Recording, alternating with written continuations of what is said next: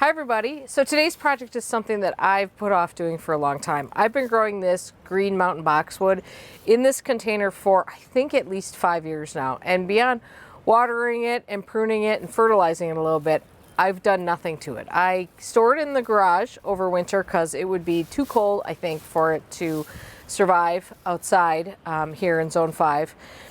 But I have never done anything to the soil. So I am going to completely repot this in the same container that it's in, but I'm going to switch out all the soil and then I'll see if there's anything else that I need to do for this boxwood. So I'm sitting under a pine tree and there are needles just falling all over my head right now. So this is what I'm going to be using to pot this up. So this year I'm really happy that I'm going to be partnering with Organic Mechanics. They were nice enough to send me some of their products to use this year. And I'm excited about that because I have used them in the past and I really like them. I'm really fussy about what I use for container mixes. I've mixed a lot of my own or sort of created my own before using something else as a base. And the first thing you'll notice with this container soil blend of theirs is that this bag is quite a bit heavier than a similar size bag of some potting mixes. And that's because there's no peat in here. And that's really a big deal to me. I'm trying really hard to limit my use of peat in the garden. And there aren't a lot of non-peat based soil mixes out there.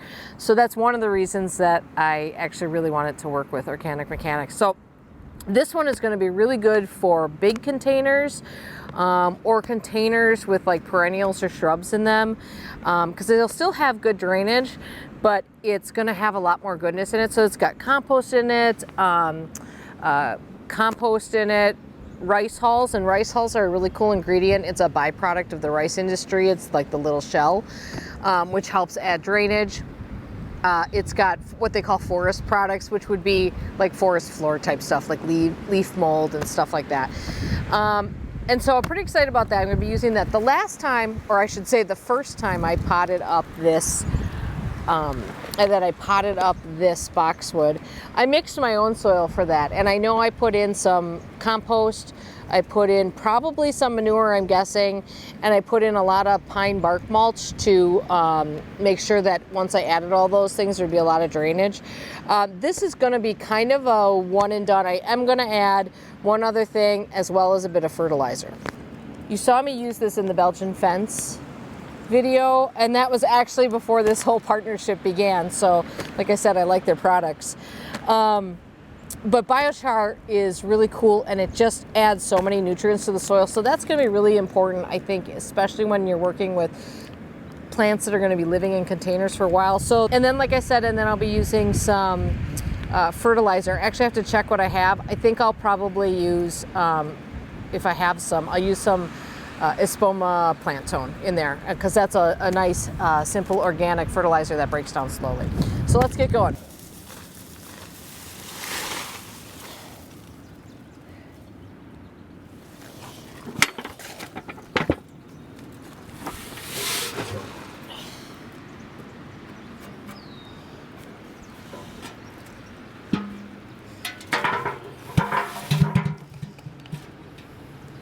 Okay, so that was really interesting and a little disturbing. A couple of things that I found when I got in there.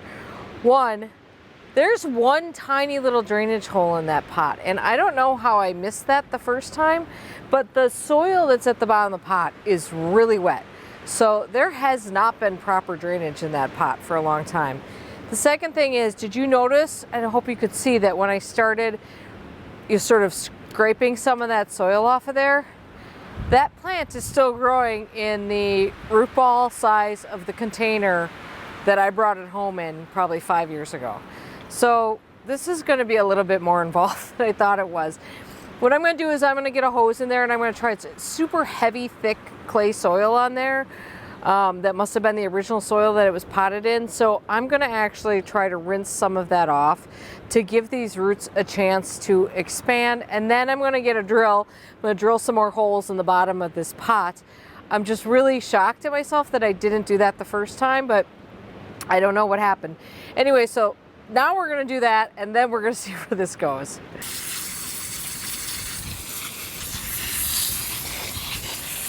So I'm actually left wondering how is this plant alive?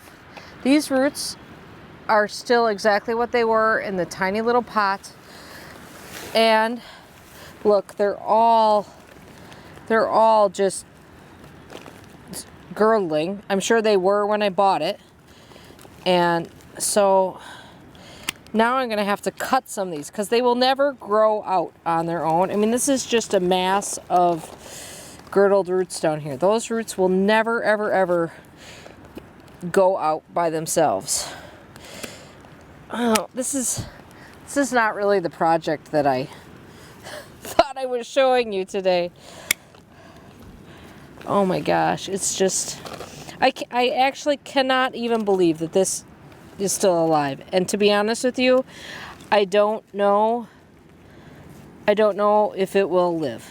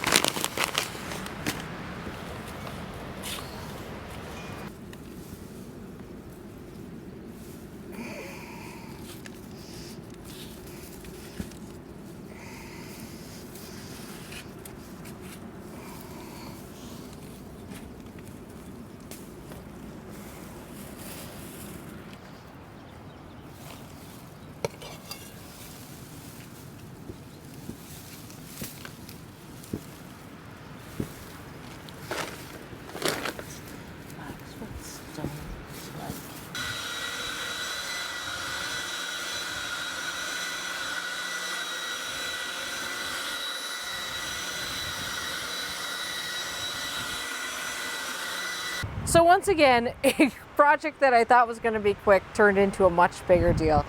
I don't honestly know how this boxwood is going to do. Hopefully it does well, but you know, looking at those roots, I don't know how well it'll do in there. Anyways, I'm going to keep this watered. We'll try our best. And I am not, although it's a little misshapen right now and it would benefit a lot from a bit of pruning, I'm gonna wait because we're still not out of the danger of frost here and I would hate for any new growth to get nipped. So I'm gonna wait a little bit, and it's had enough trauma in its life today. So I'm just gonna take it easy on it for a little bit and we'll worry about the shape of it later. So I hope you're having a good day in your garden, and I hope your quick projects go quickly.